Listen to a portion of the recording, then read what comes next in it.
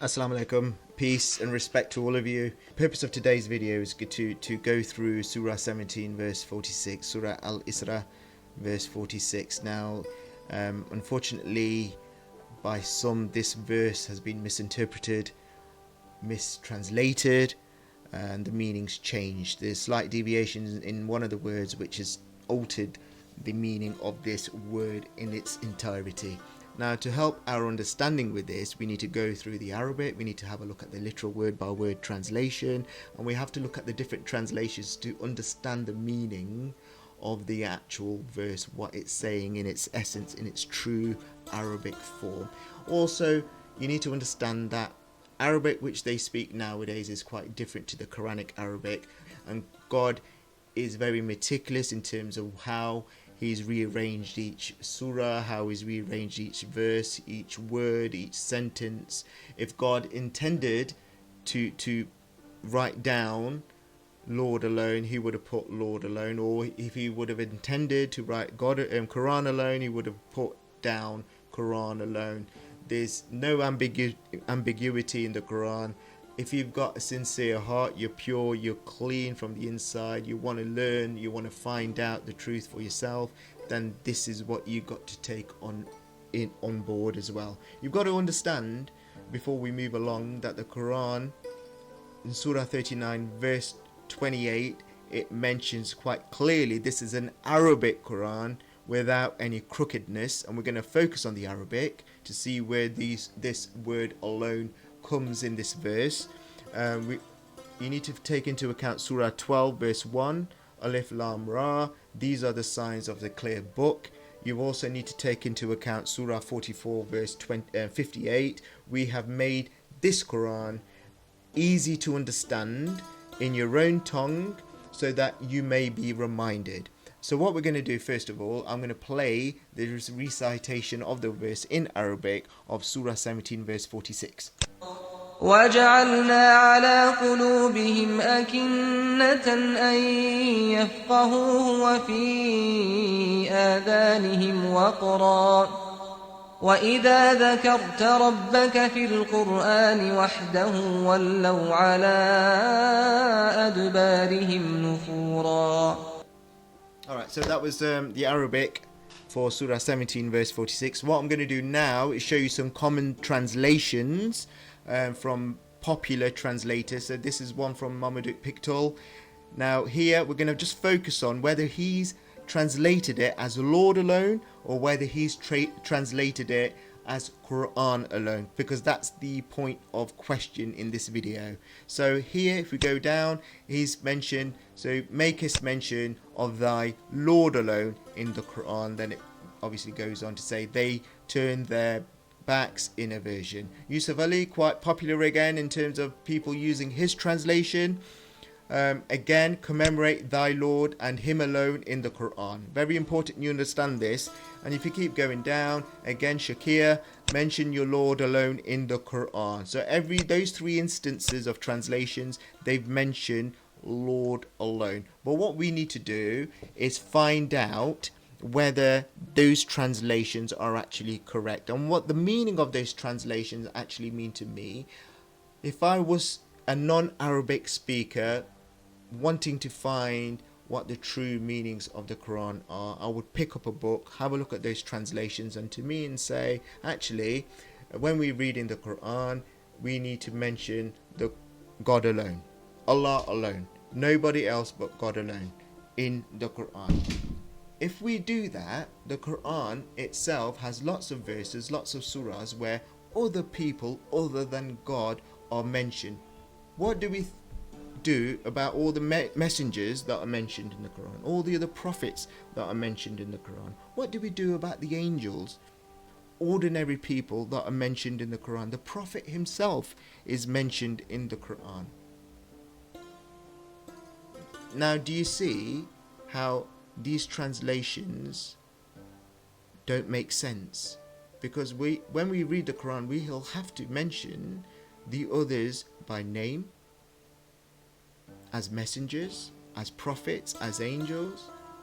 So that, to me, this translation, it's just common sense, it's just logical. from a logical point of view, these translations from, right from the word go seem incorrect to me. Keep going down. If I keep going down, here's one from the monotheist group. So mention your Lord in the Quran alone. Now, obviously, there's contradiction now between that translation and the other three I've shown you above. To do the proper comparative study, or to do a proper analysis of what the verse is saying, what I will have to do is go back to the Arabic form, because remember, Surah 39 verse 28, an Arabic Quran without any crookedness. So if we go back to the Arabic, we will find out actually where this word alone comes.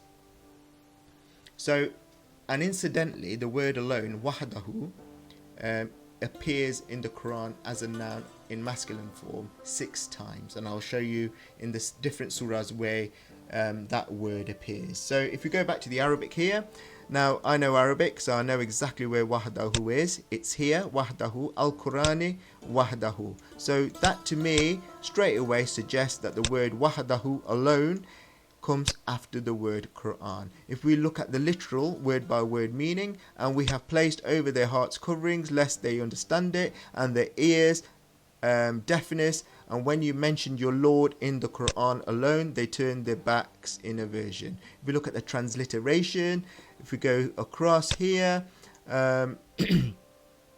al-Qurani wahdahu. Now just to double check the meaning of the word wahdahu, I've got a different website opened up here. This is Quran, corpusquran.com. By the way, this one here is Islam Awakened. This is from a brother. I really do recommend this website. Again, if I've not already mentioned, I'll mention it again. This, for a comparative study, for a Quranic study, is really powerful. You can do word by word translations, you can do English translations, you can do a Quranic study group. It's really powerful.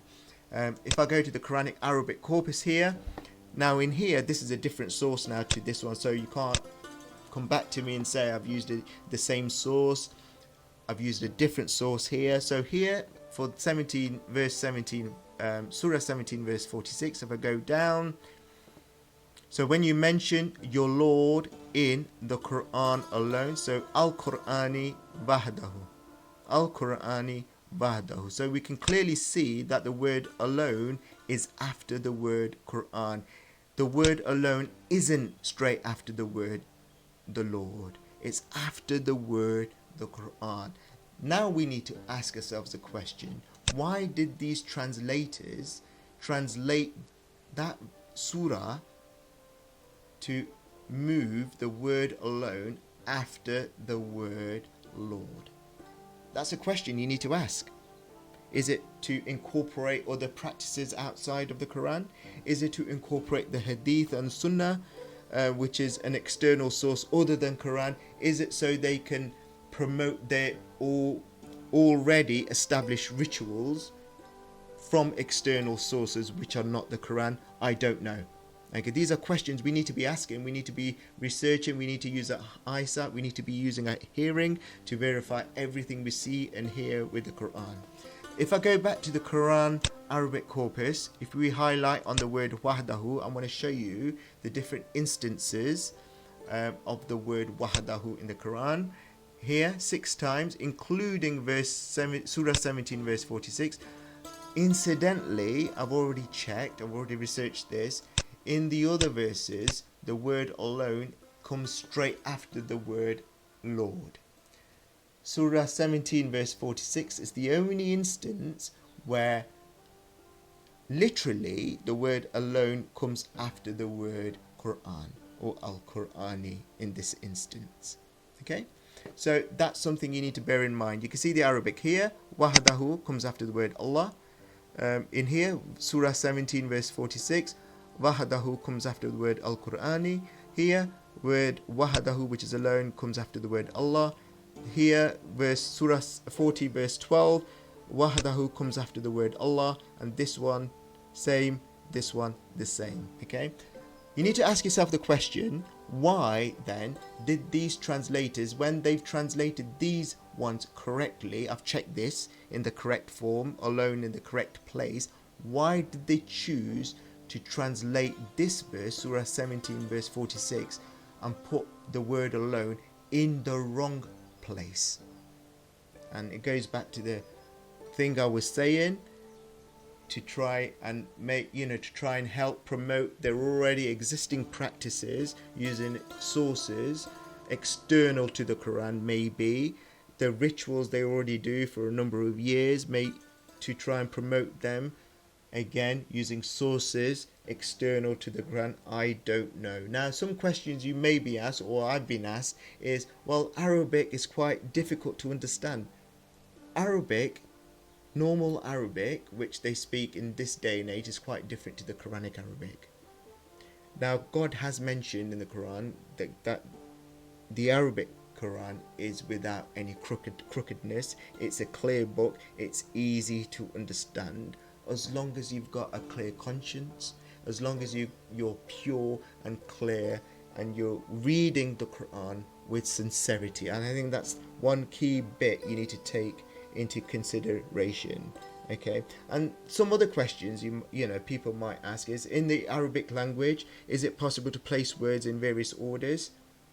You can, but again, God has taken into account the grammatical allowances in the Arabic language, so it's more obviously important and imperative then that God gives us a direct and simple meaning, which he has done in the 6 instances of the word wahdahu alone in the Quran. Quite clearly I've shown you where wahdahu is mentioned in the other verses and in Surah 17 verse 46 as well. It's really important to understand that.